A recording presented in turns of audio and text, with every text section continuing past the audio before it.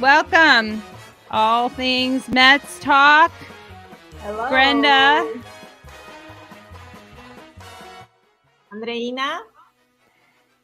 Who's with us? Hey, hello, Marge. Welcome. Oh, we got Nick in here too. Hey, Nick. How you doing? Our Pennsylvania contingency, but they're Met fans, so that's good. Growing up in New York, not be careful with Philly fans allowed. Some filtered Phillies fans here. No. Yeah. Or Pittsburgh, right? Up. And we have Dan the Man joining us. Welcome. Nice. And Mark too. Hey. Hi.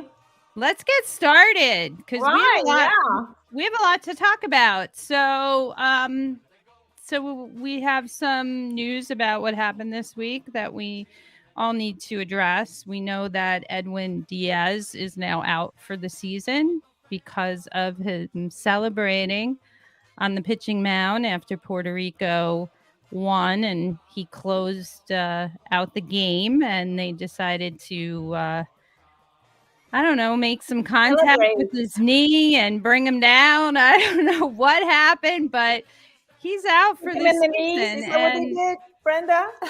What's that? Did they kick him in the knee? I think they were covering it up because we couldn't see it. But I just saw him falling down. I just saw him jumping and then whoop.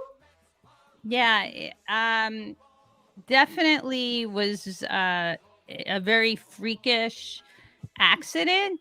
Very freakish. And you know what? There's lots of opinions out there. I want to talk about that because there's a lot of controversy about the WBC. There's obviously like everything. People on two different sides. Those who think it's good for the sport, and those who think it is not necessary and is even meaningless. So I want to hear all of our our viewpoints with the trumpet. Oh, that's ouch. Yeah, we're not going to use the trumpet today. I think we've dismissed that. So I want to hear what our the people joining us think. Because I think last week we were all like, I mean, not Brenda. I mean, most of us were like, "Yay, WBC!" I'm still pro WBC. Wait a second. Whoa. Let's back up a bit. I don't think we were all yay WBC. That's what I said. Everybody but Brenda. Yeah, but let's. I'm going to say that it's probably maybe 50-50 out there. It's mixed. And I said last week, and it's on record, I said, look, I don't like it. I don't care for it. It's not my thing. But if the players enjoy it, they want to play for their countries or their territory, Puerto Rico. They fine. They could do that, but not before the season starts. I think it's all about the timing. It really bothers me. They're in spring training and they're still trying to get adjusted to get, to start the season. There's changes in baseball that they have to get used to. And, they're just called out to start in their, whether it's Florida or Arizona, wherever their spring training is. And then all of a sudden it's like, oh, hey, we're going to, go play for USA or Venezuela or Puerto Rico. And I have a hard time with that, leaving the team and going off and playing these games and I'm not going to say they're meaningless, because for a lot of people they're not meaningless, but the timing is just awful. And let's talk about timing. Let's talk about it last week. The injuries matter, and now we're suffering. Met fans, this is a Met chat. We're suffering because our best relief pitcher, one of the best relief pitchers in baseball, if not the best, arguably, is out for the whole year because he participated in the World Baseball Classic. So Yeah. Let's put some opinions out there. Well, he could have gotten hurt in spring training too. We talked about that too. He could have gotten hurt getting off the bus. You know what? If he got hurt in spring training, I would have said, yeah, you know what? He got hurt with his teammates around him, with his coach, with his trainers. That was part of his job. That's what he gets paid to do. That's his job, is to be a New York Met, to pitch for the New York Mets. That's his job. So if he got hurt in spring training, fine. He got hurt while he was on the job. This is getting hurt off the job. And the reason why players have to be insured to play is because of that reason, because of the injury. Let's see what our guests think about this, because everybody knows already what we think, but let's see what they say. Everybody, or he could have won the game and stayed healthy. Yes. Yeah, but he didn't. But definitely a freak accident. It's a freak accident, but you know what? Their adrenaline is so high in these games because it is so important for the players. That, I think, has an effect on you know, the celebration, the also the amount of energy and effort they're putting into this compared to spring training. When you're easing into, you know, starting out with baseball, you're not going that full out, you know, force that could actually cause injury. And I think that contributed to this injury. The jumping on the mount? Yeah, I mean, you're not celebrating in spring training, right? There's nothing to celebrate in spring training, correct? It's a lot more meaningless. It's more meaningless than the WBC for sure. But yeah, but yeah, I mean, it's always it's controversial, I think. I don't know. It's something that about the moving it. I don't know if moving, because there's not really a perfect time for it, because as soon as the season ends, winter league starts in crazy winter league. We wouldn't want to interrupt the winter baseball, would we? Well, I mean, I'm being very sarcastic, because really, who cares? Well, but you know what? You're going to interrupt the start of them getting ready for Major League Baseball, but not for the winter league. No, but I'm just talking about timing. They don't all go to winter league. Only the ones who really want to go and play during the winter go there. But I'm just talking about timing and tournaments. There's Major League season, and then there's winter league, which ends with the Caribbean series in like January, whenever. So there's no perfect timing, I think, what's the main? I mean, look, the main event here is Major League Baseball. It's not the Winter League or Caribbean League. It's Major League Baseball. But it's about baseball, Brenda. It's baseball. It belongs to the world, not just to the U.S. That's my point. You can't just blame baseball as the U.S. Yeah, no, but people in the U.S., the people in Major League Baseball are not just U.S., right? It represents a lot more than that, too. I'm just talking about Major League Baseball as a whole. We're disrupting the game with this. And I think it's a money grab by Major League Baseball, too, because they know they're going to get a lot of money. They're going to get a lot of people. And there is a strong interest in the game in the world. They're trying to revive the game because it's dying. The sport is dying. Oh, the sport is not dying. Well, the sport is not dying. Who thinks the sport is dying? I mean, the interest in it, it's dying. It's not as high as football or basketball, and that's what everybody. So they're trying to bring more. That's why they're changing the rules, like trying to make the game go a little faster with the pitch clock. So they're trying to like make the game less boring for the people who find it boring. I don't find it boring, but a lot of people do. So they want to up that. That's why they're making the changes, and they're trying to like support the WBC because it's bringing a lot of interest and passion to the sport. But we'll see. It's every 4 years too. It's not going to be every year. So I see some comments too from some of our folks out there too.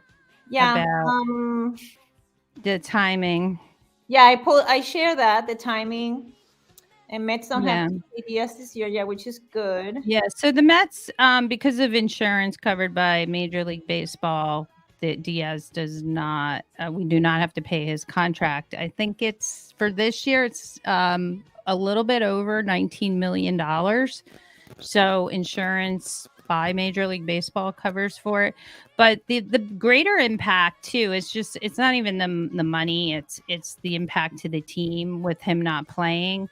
And people say, hey, you know what? It's not going to make such a difference because, you know, Steve Cohen's going to go out there and he'll just replace him because he could do that. He's got the money. He doesn't care about MLB rules that, you know, he gets penalized for how much he spends. He doesn't care about that. But the deal is, if he's going to try to make a trade for another relief pitcher, we're going to have to give something up. It's not going to come free. It's going to be expensive. And some of the top pitchers out there, you know, those teams that they're playing on, they're going to look for something in return. And it's going to be one of our prospects that they're going to want. They're going to want Maurizio. They're going to want, you know, maybe Alvarez. We have a question here. Okay. Will Robinson take over the closer role? So he was interviewed. He said he'd do whatever Buck Showalter wants him to do, and he's been in the situation before, you know, as a reliever in New York. So he can do. I think he can perform under pressure. But he said he'll just whatever he asks him to do, he'll be ready to do it. Yeah, and I agree with Allison about Ottavino. I saw him pitch last night. He was pretty strong. I think he's going to have to rise up to the occasion a little bit more because he kind of has been under the shadow. I mean, he's not a closer, but he could be a closer, though, I think. Mm-hmm. I think he has potential. I think so, too. I do like him. He looked good last night. Who watched last night anyway? I guess. How do you... Hi, hello. I'm from Venezuela, so I watched and I got a terrible headache because I was like so intensely watching. And it was really sad to watch my country lose. But I'm happy for the USA, and that's gonna be who I'm gonna be rooting for now. Yeah. So the Met players didn't really get a chance to play last night. I mean, we did have Alonso come in to pinch hit. He got that sort of off the bat blooper, and that was his contribution. Yeah, it was. Yeah. He didn't hit it hard. He got jammed, and he ended up getting a single. Kind of kept that inning going, and you know, and it worked because Kyle Schwarber wasn't doing anything. So they, you know, when they brought Pete, they got what they needed. So. Yeah, but you know what? This was one of the concerns that Buck Showalter had for the Mets playing in the World Baseball Classic is, are they going to get the playing time? And they really haven't. I mean, you know, blame it on the manager. You know, and Alonso hasn't been playing well. That was his first hit in the Classic. He was 1 for 10. You know, going into today. And then McNeil hasn't played since the beginning when they first started playing these, you know. He kept Trout there, even though he was like striking out left and right last night. And if there's anyone that I can't stand is Trout.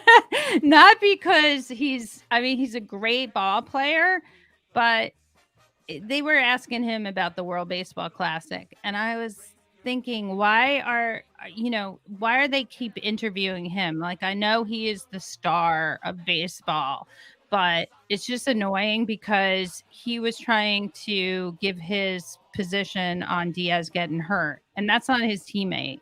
And so even if he's going to say, oh, it happens, whatever, you know what? It's not going to affect him. So I would just think, be quiet. No, don't say anything, Trout. Yeah.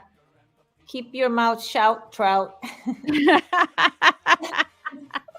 I love um, it. yeah, he's not. Allison said he's not a good captain. I think he's just like blah. He's just, I don't know. Hey, listen, in fantasy draft, I'm going to pick him up in a heartbeat. But, other than that, I don't care for him. And he's a great player, of course. But it's the personality makes a difference, too, as well. So, so what other comments we have out there? Talking about trout and stick to finishing. No, fishing. Stick to fishing. Oh, yeah, that's a good one, Nick. I like that. So let's talk a little bit about the Mets with the spring training and what they've been doing, because their pitching has been absolutely amazing the last 3 games. Let's not count today. It was very spotty. Peterson was shaky, and relief pitchers, Miguel was terrible. Of course, he didn't have good defense behind him. But when you look at what Verlander, Scherzer, and Carrasco has done in the last 3 days before today, it's pretty remarkable. I mean, I don't remember a pitcher going 7 innings in spring training. Like Scherzer went 7 innings. He gave up 4 hits, 1 walk, and 8 strikeouts. Like, that was just amazing. Yeah, it's looking good. Definitely looking good. Peterson gave up his first hit of spring today. Yeah. You know what? He got rattled. I don't know what happened. I wasn't really, paying attention because I was in the car and I was listening to it, and they said he was like basically throwing his glove around. I don't know if it was the pitch clock, because some of the pitchers are having a hard time adjusting to it. They hate the timing. I know Peterson's on record saying that he cannot stand the pitch clock. They should get rid of it. So I'm not sure if that was why he reacted the way he did, but he was really frustrated today. We have, what did he go 7 innings? What do you think he went 7 innings? You know what? His whip was good. He only gave up 4 hits. He had control, 1 walk. He was striking batters out. I'm not sure what the pitch count was. I'm sure it was low, and he was probably, had to meet a certain threshold, with pitches, and he was able to get the 7 innings in without, jeopardizing the amount of pitches he threw. So I think if there's a pitcher that can go far, it's Scherzer, to be honest.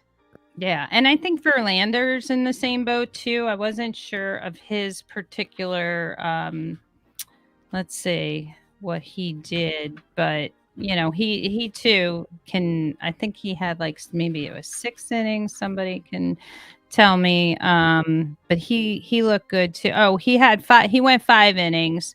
He gave up no runs, no walks, and 8 strikeouts, and that was Wednesday when they played. So he looked fantastic too. And I agree with Marge about. Oh, sorry. Go ahead.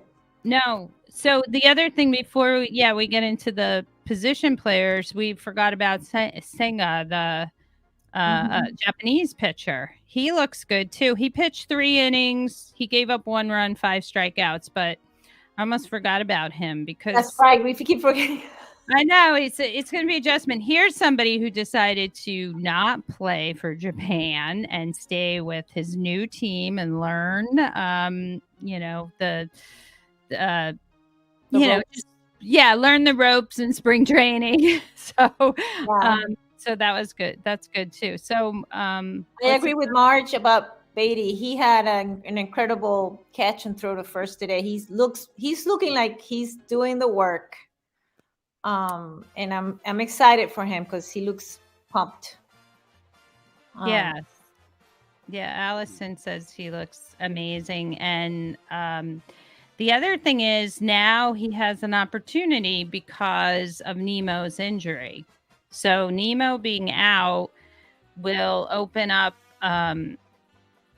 some space for him. So I think this is what I think will happen is Beatty will play third, Escobar will move to second, and then we'll put McNeil in the outfield. And I think and it just depends on who's going to play center. I know Marte still wants to play center, but if he has to move over, he will. So that's going to be interesting to see what they do, given that Nemo's not going to be starting on opening day. Yeah, and we'll see because I think he's going to be able to start. It's funny because he took his time to play in spring training because he knew he could get hurt, and then boom, he gets hurt. So. And by the way, I don't hate Beatty. Daniel, I love Beatty. Put it out. I just haven't seen him yet, Yeah, that's not true. So not true. We're gonna remove this comment. I love Beatty. Hey, I just saw. Is this Mark talking about Diaz? Yeah. You know what? I wouldn't push it. That's all I have to say. Let me tell you something. He's phenomenal as far as his athletic ability. I'm sure he could be ready in September, but given the contracts that the Mets have out on him, I would just say, listen, if they're doing well and they don't need him, sit down, rest, get better. Take all the time you need. That's the way I feel. Yeah. Well, the real crunch time is, I think, around after the All-Star break. So if he can get better by then. Yeah. Right? Well, yeah, that's right. So we'll have to see, right? Yeah, Escobar doesn't have a secondary position. Yeah, I think luckily we have Luis Guillorbe, which can play anything. So I'm glad we have that flexibility. That's true. There. He looked good today too. I was looking at, I don't know if I should put this comment from Dan. No, just ignore his comments. I think it'll be banned for the future. No, we're not going to ban Dan. No. Batty was okay defensively last spring, but he improved incredibly. I agree. He's doing great. Yeah. So what other players out there do you like that you have seen? I know Mauricio looks good. Who else? Narvaez, our other catcher, Omar Narvaez is looking good too. What else? Anybody have any opinion about Ramirez? I have an opinion on the other side. I want to talk about Ruff. Okay. I think it's Ruff. I think he should just. We should bring JD back, to be honest, because we traded him for JD Davis, and that hurt me. That really hurt me. I love JD Davis. I do miss him. Okay. Here, Allison answering. Mauricio was sent to AAA Syracuse. Oh. Yeah, he's one that may be in the trade mix. If we need to pick up a relief pitcher, yeah, he may go. But who's gonna take Darren Ruff? Because he's not proven. Oh yeah, no, I don't know.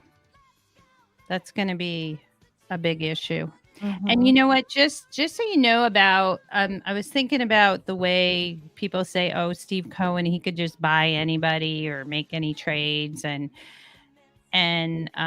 there are some limitations too. Even though he can spend as much as he wants, there's some penalties for some of the moves that they're making with the amount that they spend, because we lose spots in the draft pick. And I think we have to remember that the farm system might be impacted greatly by this, and maybe it doesn't matter because they'll just, he'll sign free agents, or he'll get the best players one way or another. But I'm thinking about the farm system now. If we need to trade some of them, we're not going to be replacing them as quickly as we did before, because you know according to major league rules, we've lost a couple spots in the draft pick because the Mets have spent so much money. So we're kind of like the Yankees in spending. I hate to say it, but we're like the old Yankees, you know. So Dan is asking, what's the Mets trivia of the day? Well, here's one. Which Mets player broke the Major League Baseball rookie home run record? I think I know. Oops. Was it Darryl Strawberry, Pete Alonso, Carlos Beltran, or Jeff McNeil? All right. So we got a little trivia going on here. Which Mets player broke the MLB rookie home run record? Darryl Strawberry, Pete Alonso, Carlos Beltran, or Jeff McNeil? Alonso. Darryl. I thought it was Darryl too, but it's not Darryl. It's Pete Alonso. Yeah, Polar Bear. 2019 debut season. I have to tell you that the Mets chemistry is amazing. Like, I was thinking about Pete Alonso. He's like a little kid, like going in a candy store. There's so much fun about him. Like, he actually loves the game. You can watch some of these professional players and say, oh God, it's like a business to them, or they don't really care. They don't care about the fans. And Alonso is just one of those players that gives a crap about the team, about the fans. He wants to win, but he's just a little kid. He does play like a kid at like Little League for sure. He does. Yeah. So a lot of people guessed Pete Alonso, which is great. So, and what other favorite players we have out there? Because my favorite's usually a pitcher, but it was DeGrom last year. So I might go with Verlander this year because you heard my speech about Verlander last week. What was your question? What other? I just in love with him. What's that? What was your question, Brenda? What other favorite player on the Mets right now? Favorite, okay. We have Mookie Wilson here, which is great. Is it like about now? What about now? Oh, now. Not of all time. I would say the team now. And now. I don't know. As far as what? Ability, skills, or? Yeah, so let's see if we have some. We have a couple people comments coming in here. Beatty. Yeah, a couple of people are talking about Nemo's injury. He's got a sprain, so we'll see if he comes back. I kind of love McNeil. Yeah, he's very consistent. Squirrel is I love watching him play. I love how he's like just hits whatever he just wants to hit. Contact hitter, yeah. For a long ball, a home run or nothing. He just wants You're talking about Lindor. McNeil. McNeil's, yeah, he's great. Yeah. I was thinking about Lindor. It took him a while to get adjusted. I think too, playing in New York is a big deal, right? If a lot of players just buckle under the pressure. Yeah, like Beltran. To get used to. It was rough. I mean, talking about Darren Ruff, but yeah, it was rough. Yeah, McNeil. Yeah, definitely. He's a good guy too. And you know what? He's versatile. If he can play second, he'll be in the outfield. That's nice to have a player like that. Yeah. Yep. So I think that's it for our time now. And I thank remember Fred you. Jeffries. Oh yeah, that's an old one though. Well, we can talk about the old ones too. I can Yeah. just say it. Keith Hernandez, my boy. Yeah. Well, yeah, that's going to be a whole half an hour podcast, Keith Hernandez. Yeah. But Well, thank you everyone I for want to thank joining everybody us. for joining us and for participating in our comments. And we love you guys. Yeah. Take care, and we'll see you next week. Don't forget to subscribe to our YouTube channel and spread Yes, the word. definitely subscribe, everyone. Bye. Bye. Let's go Mets.